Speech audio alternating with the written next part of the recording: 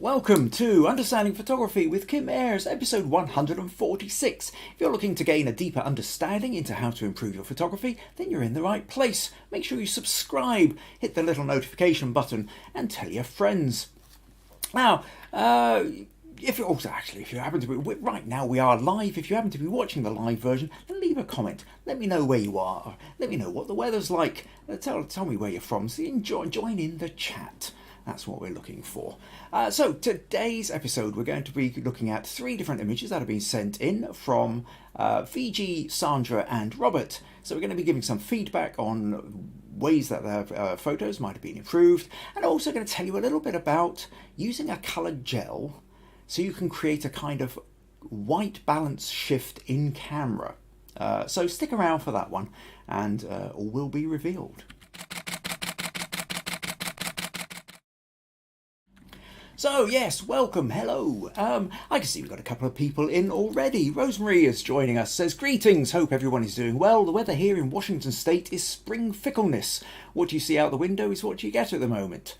Whereas Pat from Minehead in Somerset is saying, weather here is dull. It was a bit sunny here in Castle Douglas earlier, but it seems to have clouded over now, has to be said. Robert and Anne have both joined us from, Robert says howdy from Texas, Anne says hello from Dallas, and Maggie says hello cold and grey here in Castle Douglas. So, clocks went forward in the UK last night, so 1 hour's less sleep, which always gets felt. I always miss that hour when the clocks go forward, and I never seem to make it up in the autumn when the clocks go back. Definitely, accumulatively, that means that I've lost a good 56 hours sleep across across my life. Who can I write to? Who can I complain to and try and demand that I get it back? If anyone got any suggestions, let me know. And Meg has joined us and says hello, everyone. Excellent. Well, we have photos, we have people, we have stuff to talk about. So let's make a little start. So what I'm going to do then is I'm going to start with, I was going to start with Viji from India, but Viji hasn't joined us yet. Maybe she won't be, but sometimes she is a few minutes late, and I'm not sure whether she will have remembered the fact that the clocks went forward. So in India, it's now going to be only 4.5 hours ahead of us rather than 5.5. So we'll see. Where shall I start? Okay, let's.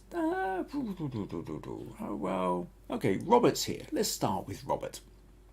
So, Robert's. Let's find Robert's photo. So, Robert sent in this photo, and he said, "Tire swings are very popular in rural America.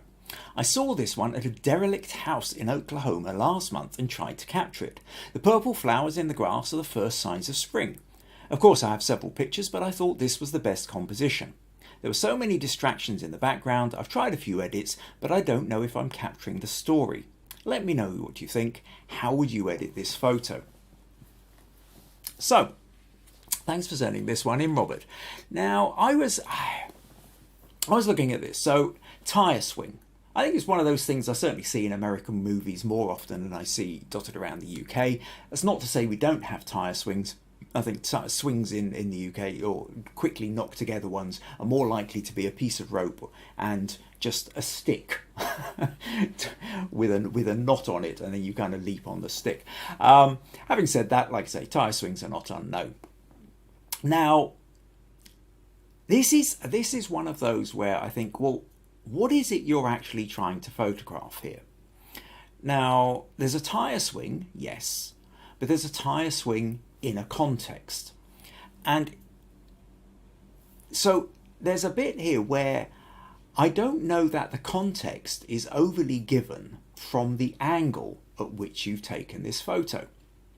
We can talk about, well, I mean, you're asking how I might have edited this photo differently. But the thing is that the editing is there to try and improve the story you're trying to tell. And when I'm looking at this, what I'm not totally sure of is what story it is you're trying to tell. So, now, I mean, in terms of technically, the focus is on the tyre. The focus fades out into the background. We can see a kind of, it's a rural place. It's not a tyre swing, say in out in the country where it's just trees, or it's hanging over a creek or something like that. But the buildings in the background are too far away and aren't really giving us a great sense of it. And I'm really more intrigued by the fact that you said hanging outside a derelict house. I would like to see the house. I think if you were really going to create this idea of, is it like essentially an abandoned tyre swing, so a tyre that just sort of is sitting there which nobody's going to play in anymore because it's a derelict abandoned house, then I think you really need to have the house in the shot.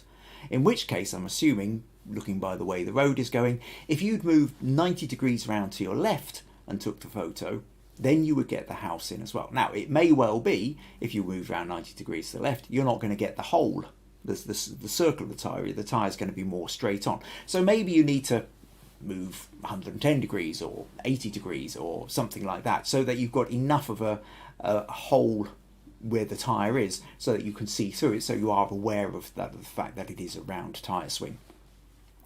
But I think the house, if it's about an abandoned tyre swing outside a derelict house, the house is really a major part of the story. Without the house there, it's about just the tyre swing. Now, if it's just about the tyre swing, what's going to make it special?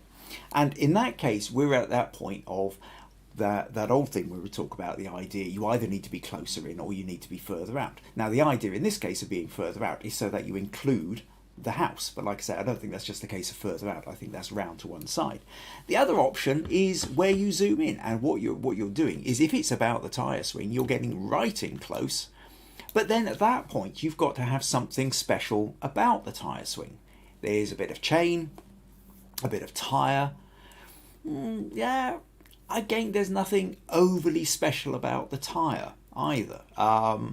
If the tyre had some interesting writing, some interesting graffiti, some interesting patches of dirt or rust or something like that, then I think what you do is you're essentially going close in to get the texture of the tyre. And when you see something, say, as close in as this, then the fact that you've got tyre and you've only got a bit of tyre, but you've got the chain hanging down, that's the clue. That's the bit where you go, oh, there's an interesting pattern, there's an interesting patch of dirt and rust and all the rest of it, and the chain coming down tells me that it's a swing rather than just something leaning up against the side of a garage or something.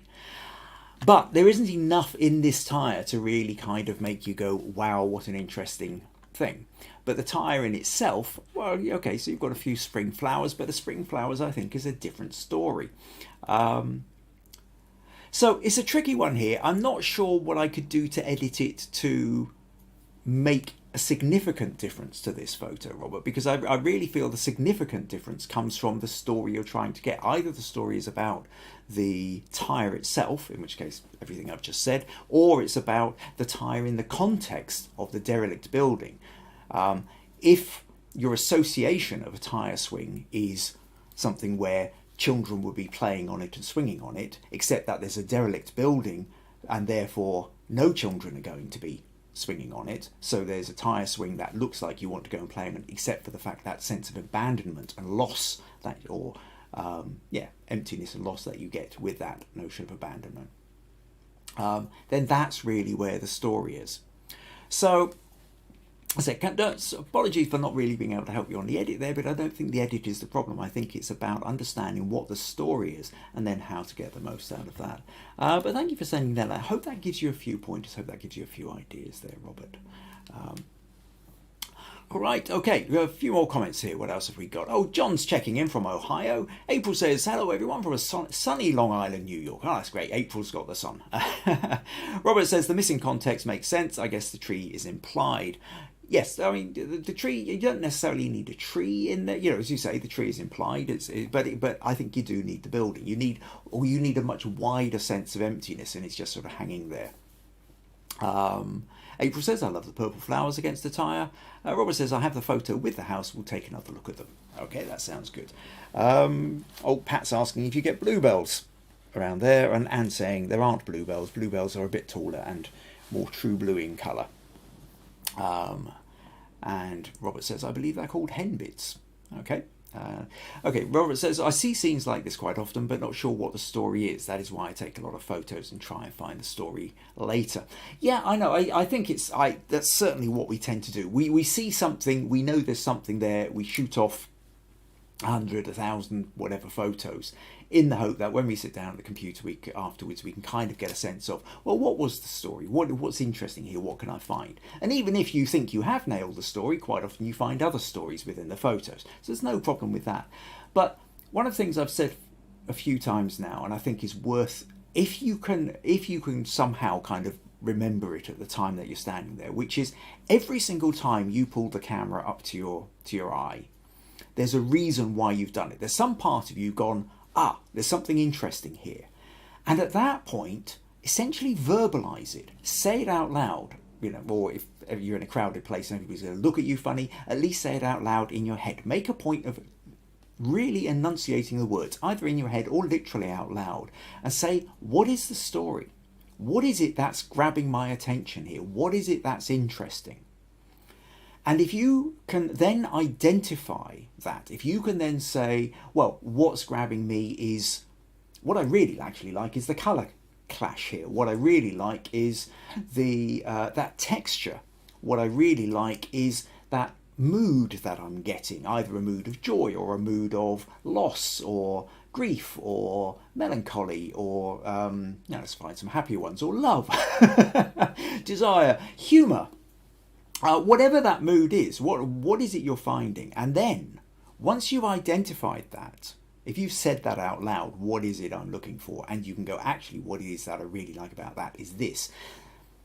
That answer informs every step you take next. So if you can look at these abandoned derelict buildings to see the tyre swing and go, actually, what the story is here is that sense of loss, of abandonment, of here's a tyre swing where you would imagine children playing, but they no longer are. What can I now do to enhance that narrative? What elements do I need to have in this photo to enhance that narrative? What elements do I need to make sure I don't include in that photo because it would detract from that narrative? So, and then once you know that indicates where you stand. It also indicates maybe the settings you've got on your camera, what's going to be in focus, what's going to be out of focus, where maybe if the light is coming in at a particular angle, where you might move to ensure that the light is kind of accentuating the point that you've got. So essentially, story first, and then out of the story comes your understanding of what you do next about the light, about the camera settings, and about the composition.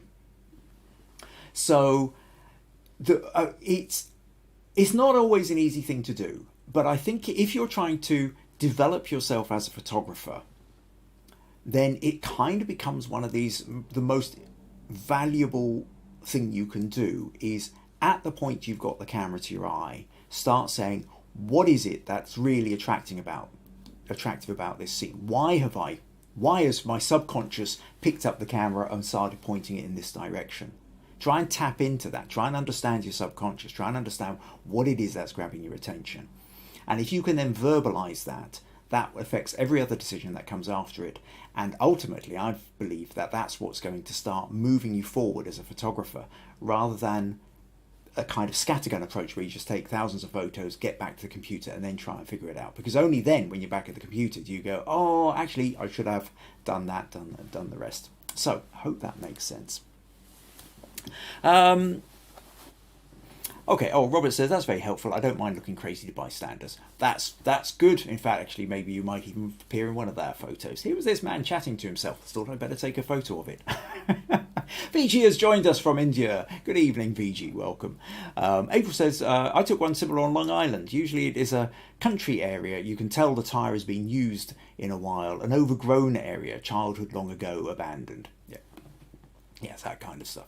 Okay, Rosemary says, great advice to speak the question aloud. I really do think it makes a difference. And actually to literally say it out loud so you hear the words. As they come out, you can think the words.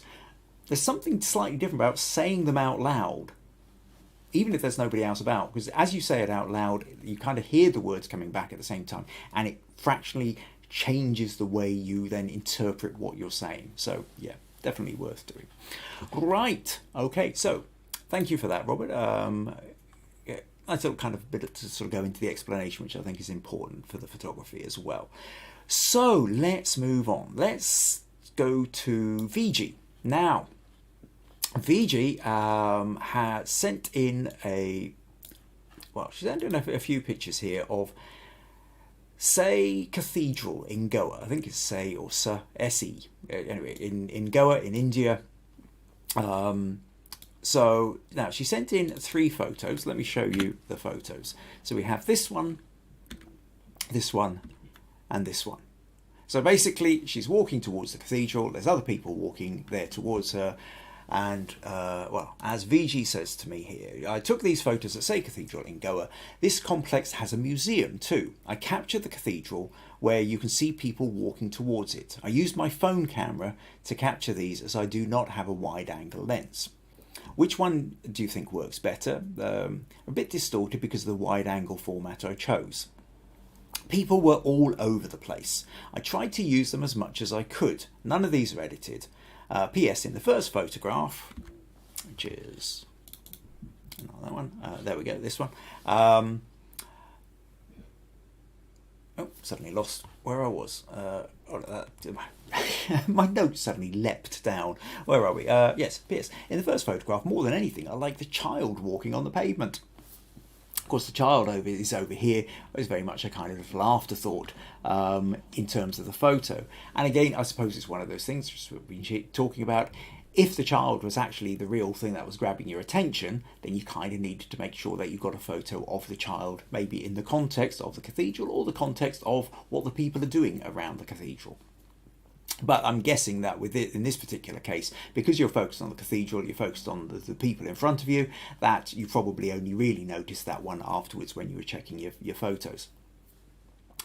So, what to do about this? So we have the 3 photos. We've got this one, and this one. So you've pulled out your phone. You're walking with your group. I'm presuming that these are your work colleagues. I know Viji's was been saying that about the fact that you went to Goa. There was a kind of a works trip as such, and going off to see different places. And so you've got your phone, you've got probably your work colleagues walking in front.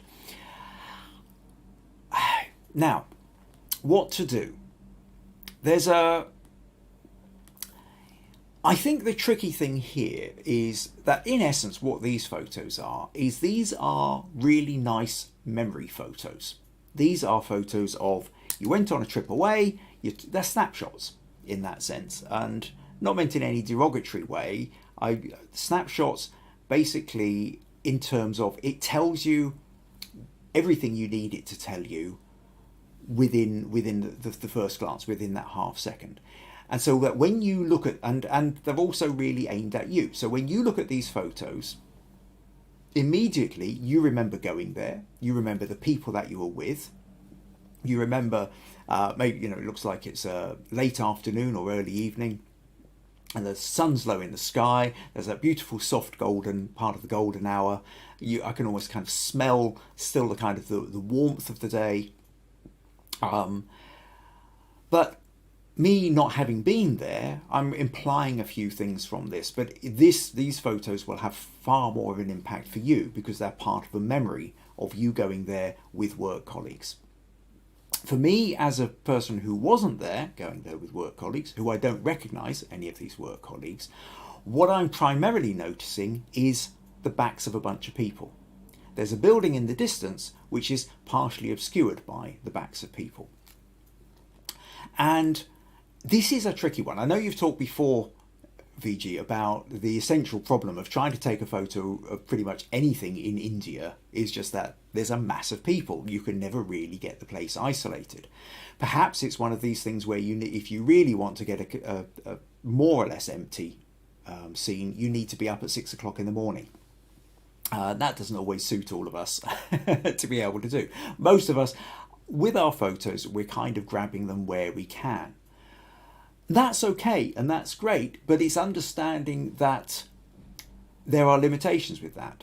I was chatting recently to a good landscape photographer friend of mine. We've been looking at photos. I was showing him some of the photos I'd taken on a recent trip. And trying to get his feedback on how my photos might have been improved. But one of the things that came out of that is the fact that, you know, I might, under given circumstances, I might be able to get an okay photo, or a photo which, standing next to somebody else, maybe even my photo is slightly better than theirs. But it's never going to be an award-winning photo if I've taken that photo from within 3 feet of where I've parked the car under existing conditions.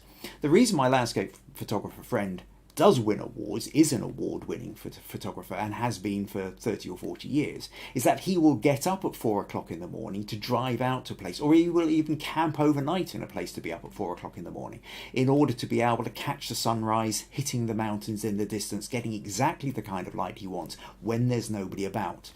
So it's how far you're prepared to go sometimes in order to get the photo you want.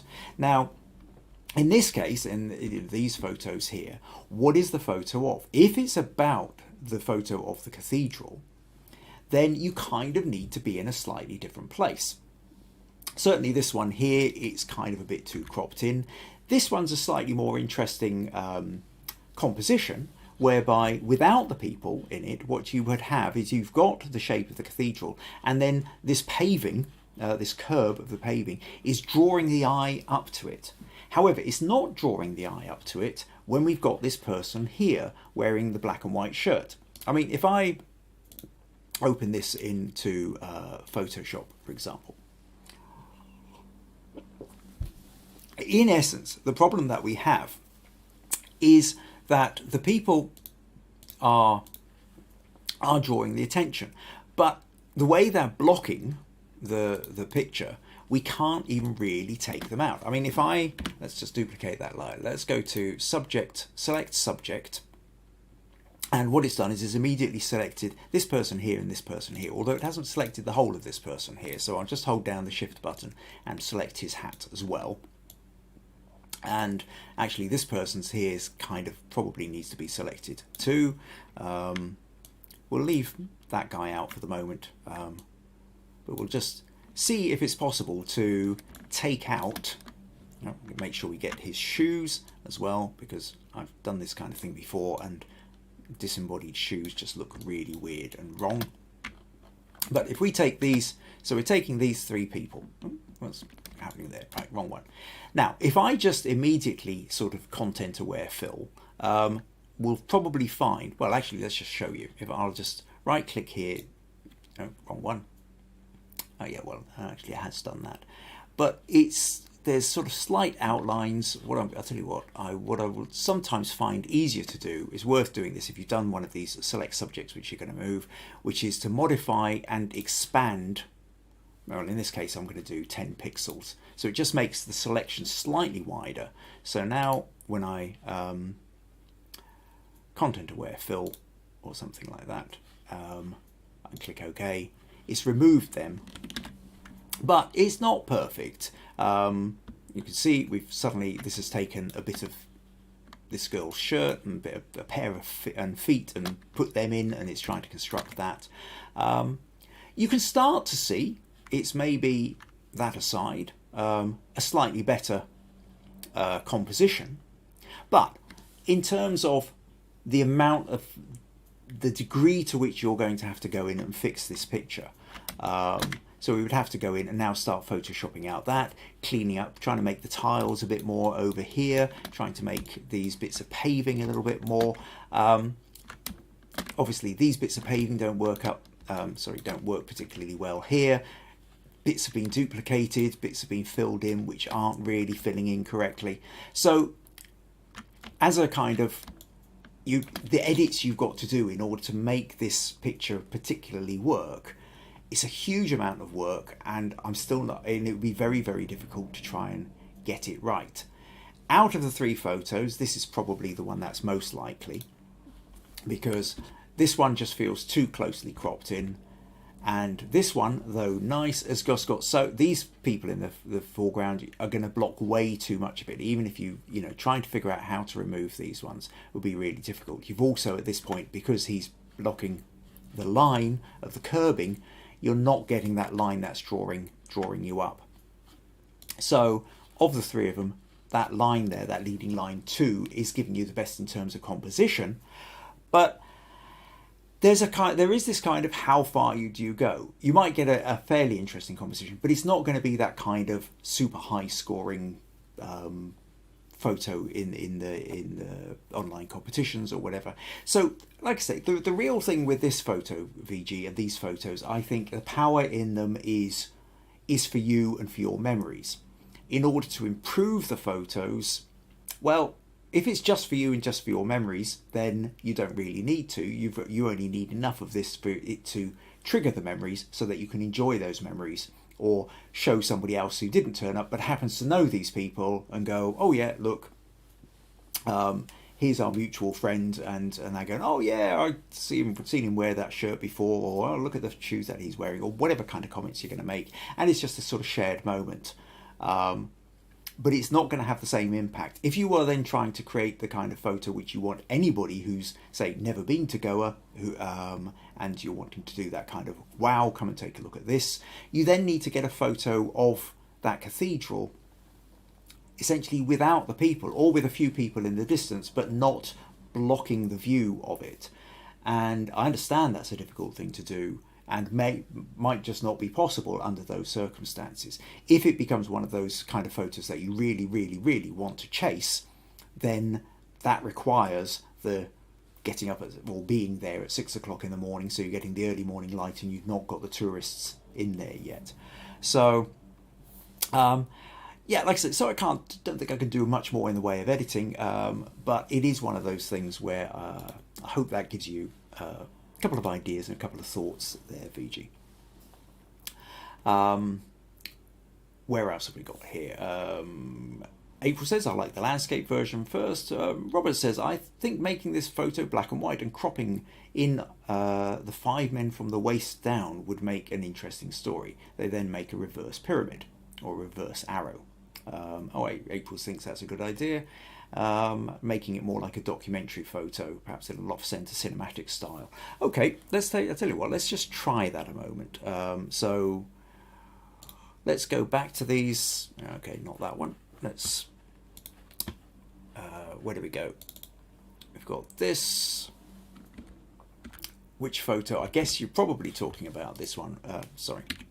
Yeah, out of the 3, I think you're probably talking about that one. So let's just see what happens if we actually do chop that to black and white. And what you were suggesting there, Robert, was kind of crop in the middle, something like that. We would probably take it. We would probably need to lose the wheel as. We don't need that amount of sky. So you're doing something like this. And if you're talking about a sort of slightly more cinematic crop, let's just make it slightly more. Now, we've got to be careful here with the legs. You don't want to really be cutting through ankles and knees and stuff, but we either have the feet in or we don't. It's a tricky one because they're all slightly different. But let's say we were to take that. So we've got that crop, which is probably a slightly better crop from the original unedited photo. Black and white. Number of different ways we can do this. Let's go to gradient map, see what that does. Possibly too hard.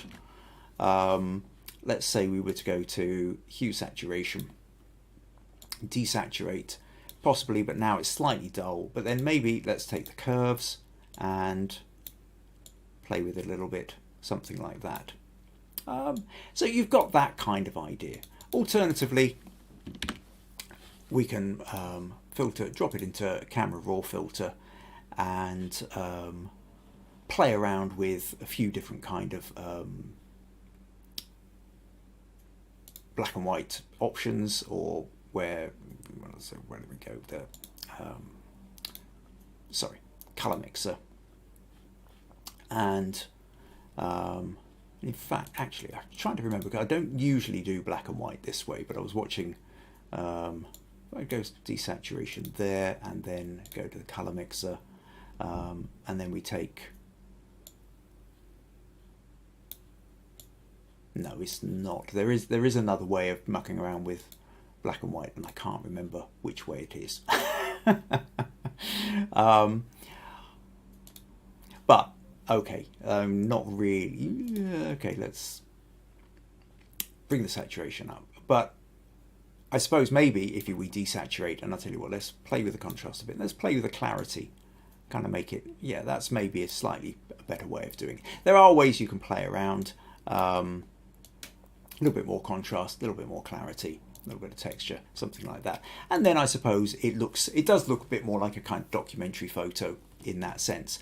I would still say, even though you've sort of turned it into that, we still have the same problem. We still have the same problem with the fact that basically the photo ends up being about 5 guys walking towards a building. It's not really so much about the building. And because we've only got the backs of the guys, it's not like we're getting that interesting Reservoir Dogs kind of people walking along side by side. You know, there's not enough. Looking at backs of people is never going to engage you as much as looking at the front or sides of people. We're not seeing the faces, and the human brain just wants to see faces when it sees people. So if it's not really about the people and it's about the building, then the people are kind of getting in the way of the building. So we can play with black and white in the same way we can play with crops, or we can try and remove people. But I think it's tinkering at the edges as such. I don't think it's really getting around the fundamental problem, which is that if it's about the building, you need to kind of have the building a bit more unobstructed. So anyway, hope that makes more sense. Where are we? Anne says the patterns on the men's shirts are interesting and may well play in black and white. They are, but then what happens is that they grab the attention as well. But then it's taking it back to the idea of the men being the subject rather than the building being the subject, which is actually kind of what I think it was supposed to be about. Robert said luminance. Fine, I'll play around with the mixers at a later point. Viji says, I understand the back of people definitely not going to be interesting to everyone. You mentioned this before and I've forgotten. But she also likes the idea of the black and white. I mean, the black and white is interesting as a documentary kind of thing, but to be honest, I quite like the colour. I like the sense of that really golden warmth in the colour.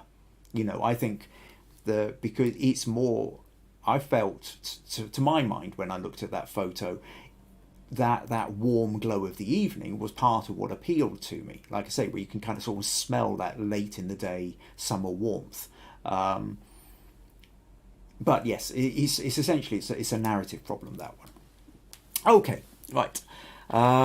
Let's move on, and so now we're going to move to Sandra. Now, Sandra was talking about.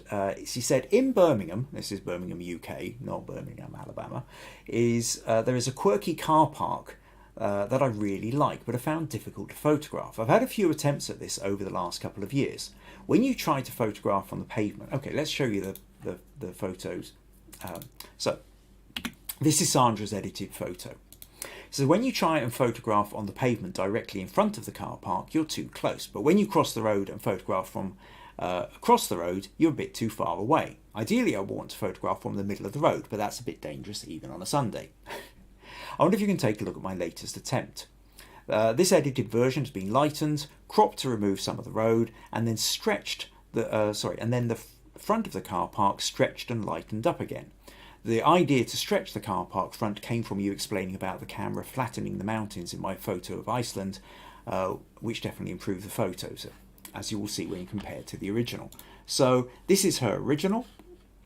As you can see, very dark, and then she's gone in, she's edited it, she's stretched it a bit so that there's more, so that you're getting a better sense of the height of it. Now, it does look, I have to say, it does look like a really interesting car park. It looks like the walls of this car park have all been created out of crushed cars.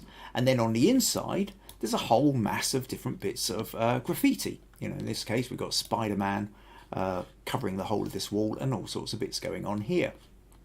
And a little bit of long exposure going on here so that as the car came out and pulled away, we've got lovely light trails. There's also a light trail of something else that's obviously pulled off that way as well, and indicator lights.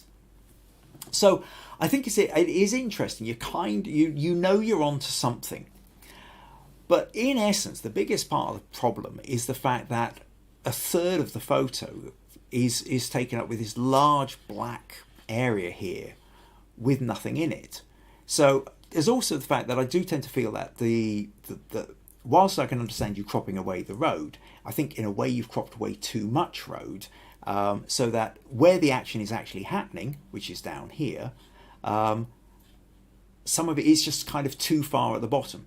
If you consider that, then what happens is our eye does get drawn down here because of the light, but the interesting bits here are really about some of the texture of these walls and some of the graffiti that's going on in the background. So I said to Sandra, I asked her if she actually had any more photos of this from a different angle, because I was trying to get a sense of, is there another way of doing this? So Sandra very kindly sent me a few more photos that of different points, different photos she's tried over this. So this was the original of that last one. This taken another time from an angle, and I quite like this as well. Actually, I feel there's something in this again. So we can see we've got the wall, we've got graffiti on it. Sorry, and here's hitting the wrong buttons. So this was taken one time. Here's another one taken from the same more or less the same angle. Although we can tell on this one there's a bit of graffiti on that tyre. On this one there isn't that green line, and the graffiti in the background has changed. So clearly then over the years what happens is the art on the walls changes considerably. And here where we're looking at it from the front, again that tyre doesn't have the green splashes on it, and it's an entirely different wall in the background there as well. So obviously it's one of these kind, it feels to me like a kind of a car park that's a constantly changing art installation, which is fascinating and brilliant, and I can absolutely understand why you want to capture it. In a way, I think the problem you've got here is the fact that you've got this big wide gap, and look, like from this angle here, we're not really noticing the walls. Our eye gets taken to the colourful bit at the back, but then so it doesn't really feel balanced. Some of these bits, I think, where you've kind of come in from the side, are actually probably slightly more interesting. I mean, something like this, for example, just needs to be cropped in a little. You can do something like that. We'll just take out that little bit there, and instantly I think this becomes a sort of, okay, let's just take that to there so that I think this starts to become a slightly more interesting photo. And certainly with this, I think if we were to just then balance up, maybe grunge it a little bit with a bit of clarity. So let's, what happens if I grab the clarity tool? Yeah, something like that. There's a kind of grungy nature. We're going to bring the shadows up a little bit, highlights down a touch, and then play around with that clarity bar. Saturation, what would that do? Over as well. Certainly don't want to do that.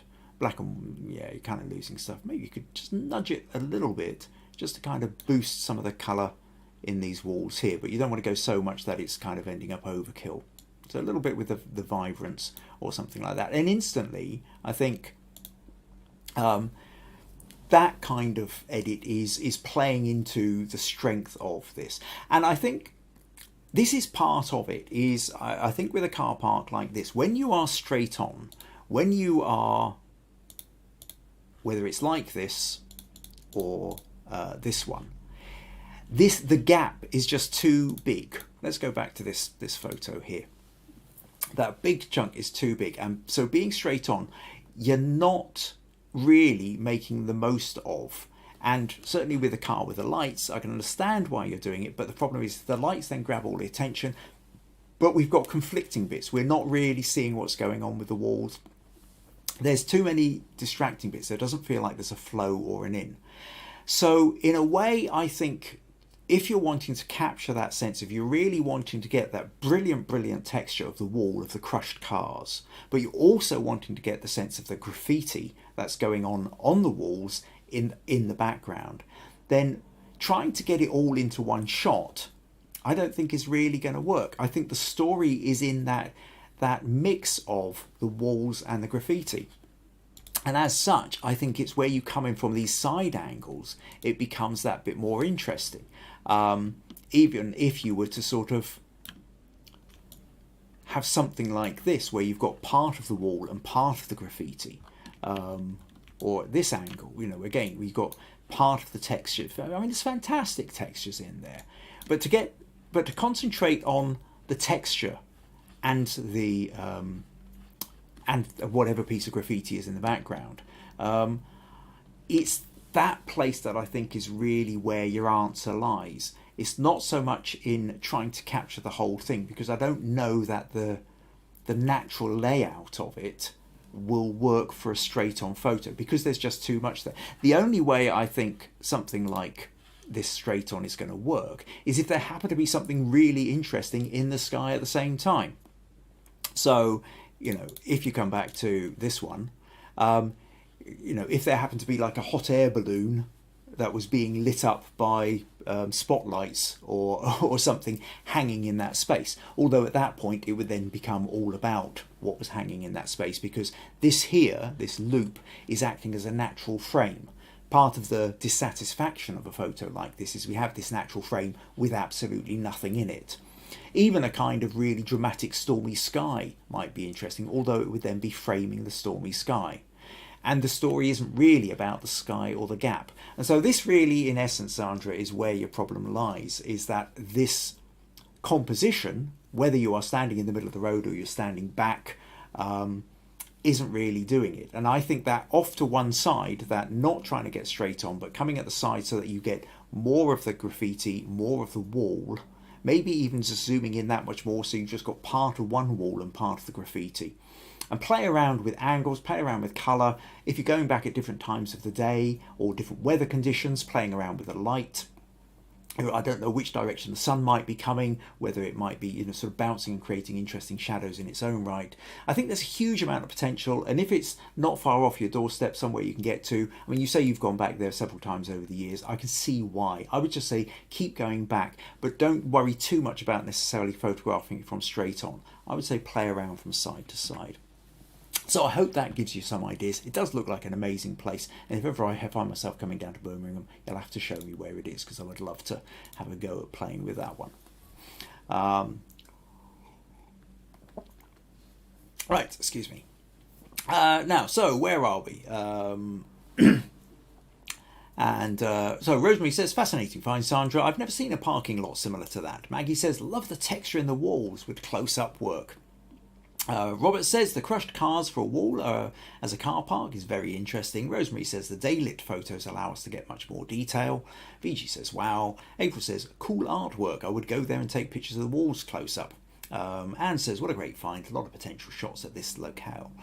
And Meg says I really like the curves and the diagonal of the lines in the car park photo. Right, okay. So what I'm going to move on to now then is the notion of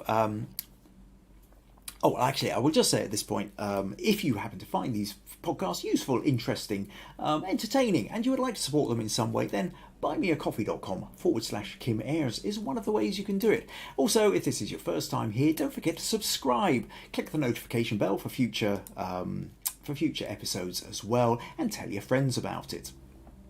So, what I'm going to do now is I want to talk about the notion of kind of in-camera colour balance, to a sense.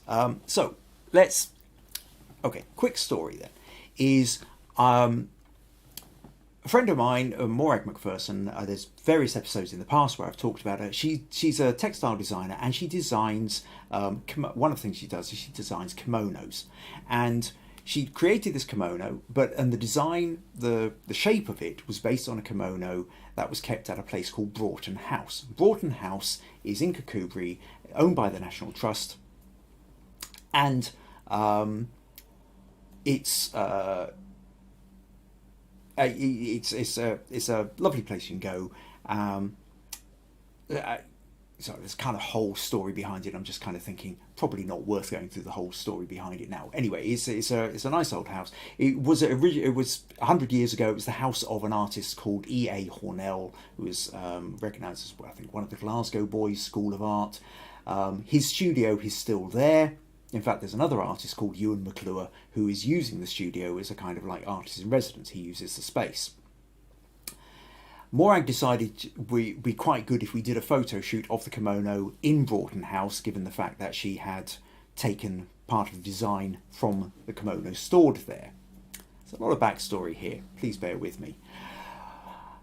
She called in at Broughton House and found that UPwKA was there, asked him if he would care to model it.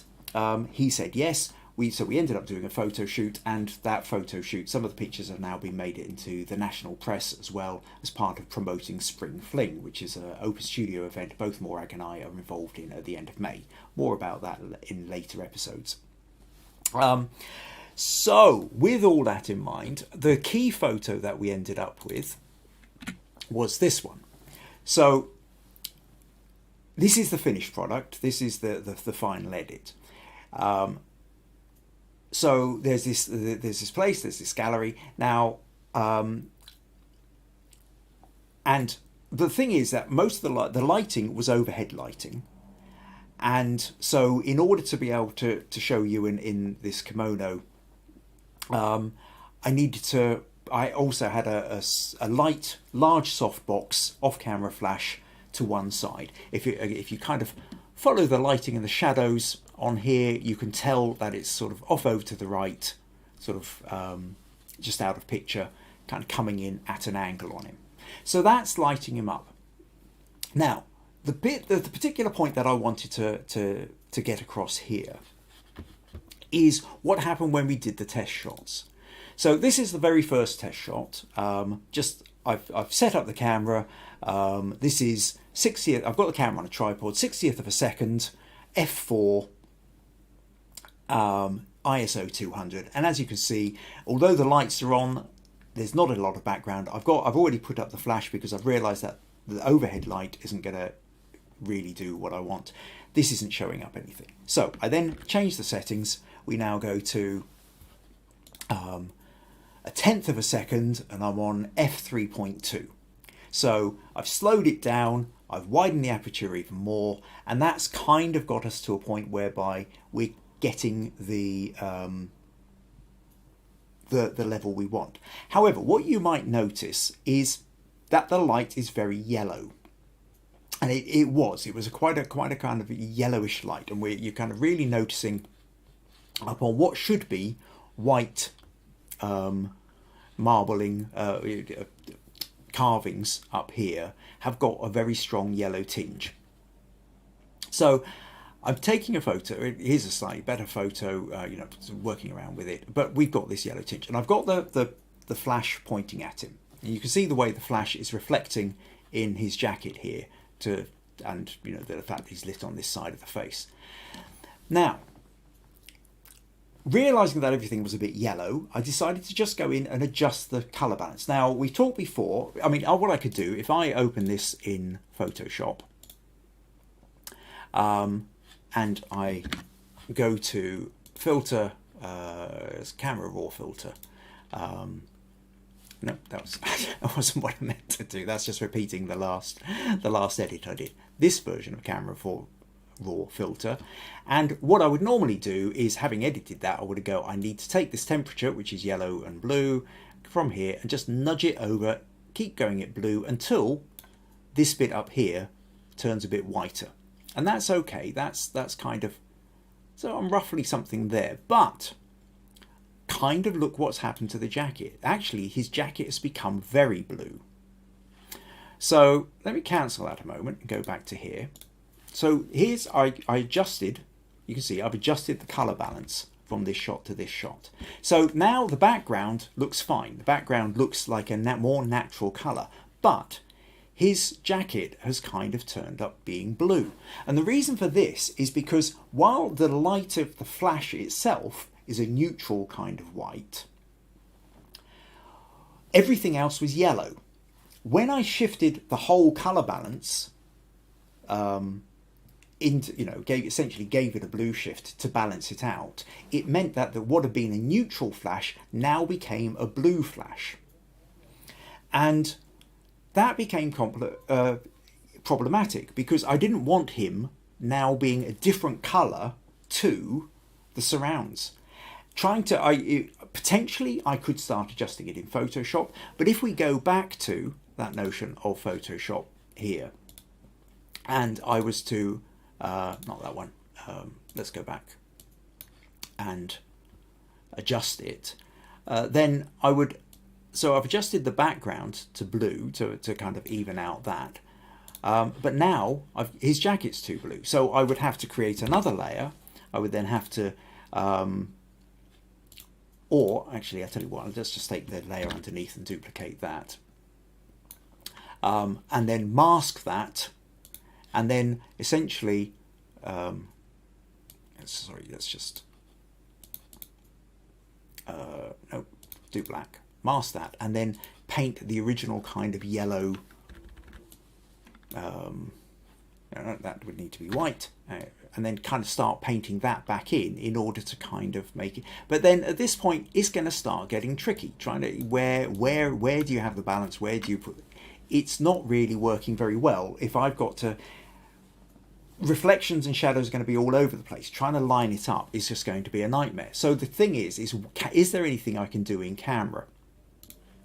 And so what I realised was actually the thing to do was to stick a yellow gel over the flash itself.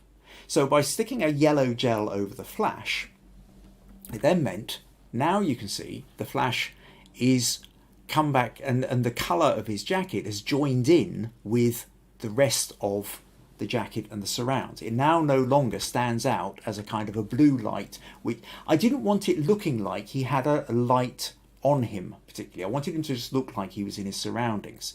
Here he looks too much like he's lit up. Now he doesn't look like he's lit up so much because the light from the flash is tying in precisely with the surrounding light.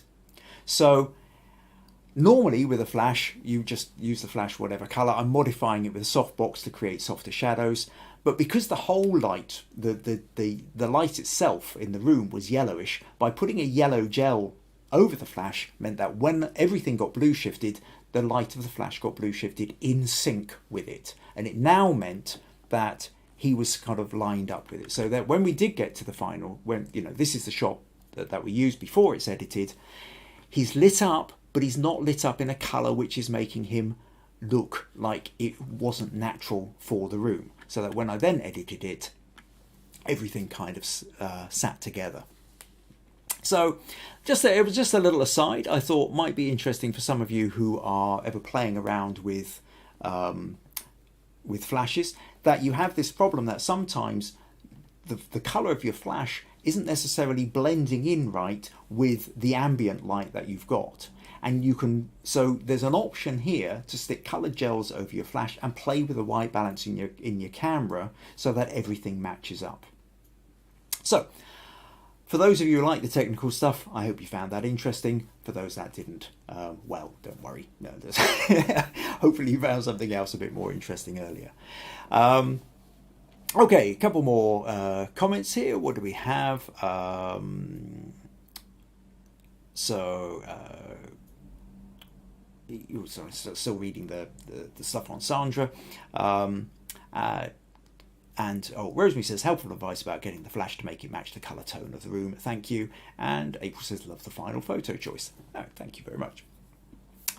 Right, okay, that pretty much brings us to the more or less the end of this. What I will say is in 2 weeks' time, don't run away yet, because in 2 weeks' time, it's going to be the third anniversary of these podcasts. Episode 148, I think it will be so 3 years since I started doing this podcast, Understanding Photography with Kim Ayres. Now, I'd like to do something a little different, but I'm not entirely sure what. So, suggestions, please. I'd like you to have a think about it. If you leave a comment here or leave a comment in the Facebook group, Understanding Photography with Kim Ayres, or email me if you have any ideas of what you think might be quite interesting as a special episode for the third anniversary. Whether it's a particular challenge you want to send, whether you feel that we should be sending in best photos, whether it's something particularly of mine that you would like to see or you would like me to talk about, or a challenge you would like to set me.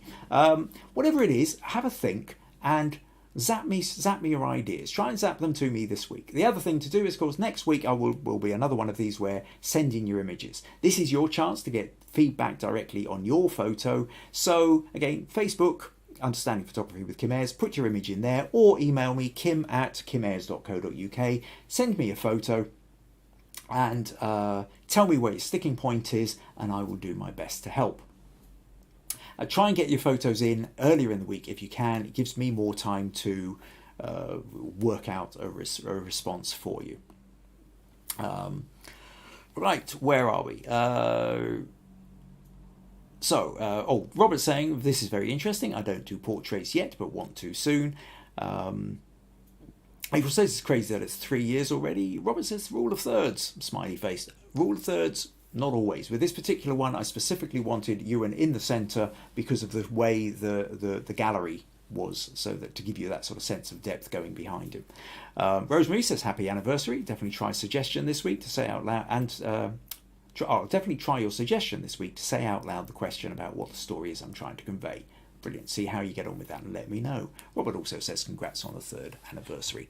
Right. Okay. So yes, make sure you send me your photos ready for next week, and let me know any thoughts that you might have about what would make a 3rd anniversary edition of episode of this particularly special. Anne's also saying congratulations. Thank you to Robert, to Sandra, and to Viji for sending in the photos, and thank you to all of you who've been joining in the comments and saying and giving us feedback and just making it a more pleasant live experience. Take care, and I'll see you all next week. Cheerio. Bye bye.